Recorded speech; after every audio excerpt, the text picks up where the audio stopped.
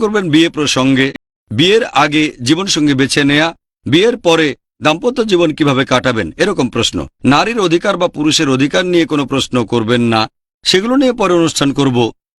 তাহলে আপনারা এখন আমাকে প্রশ্ন করতে পারেন বিয়ে বা নিকাহ প্রসঙ্গে জীবনসঙ্গী বেছে নেয়া। হ্যাঁ, শুরু করতে পারেন। আমার প্রশ্নটা হলো, ইসলাম ধর্মে কি বিয়ে করা বাধ্যতামূলক? বোন প্রশ্ন করলেন ইসলাম ধর্মে বিয়ে করা বাধ্যতামূলক কিনা। যদিও নিকার খুতবার সময় বলা হয় বিয়ে করা আমাদের নবীজির সুন্নত, তবে আল্লাহ তাআলা আমাদের আদেশ দিয়েছেন সূরা নিসার 4 নম্বর অধ্যায় 3 নম্বর আয়াত, তোমার পছন্দ মতো নারীকে বিয়ে করো।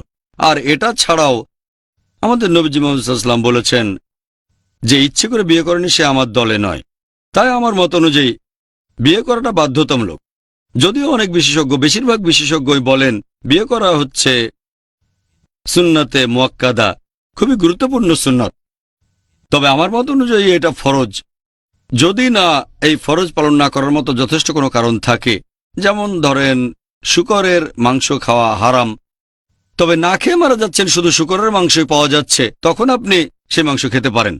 তাই আমার মত অনুযায়ী স্বাভাবিক পরিস্থিতিতে বিয়ে করা ফরজ।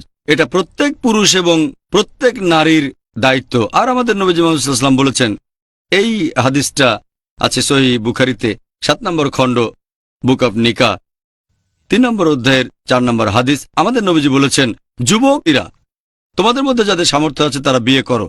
তার মানে এটা নবীজির আদেশ। এছাড়াও সেই হাদিসটা যারা ইচ্ছে করে বিয়ে করেনি তারা আমার দলে নয়। এগুলোর উপর ভিত্তি করে আমি মনে করি বিয়ে করা ফরজ। এটা প্রত্যেক পুরুষ এবং মহিলার জন্য ফরজ। আশা করি উত্তরটা পেয়েছেন।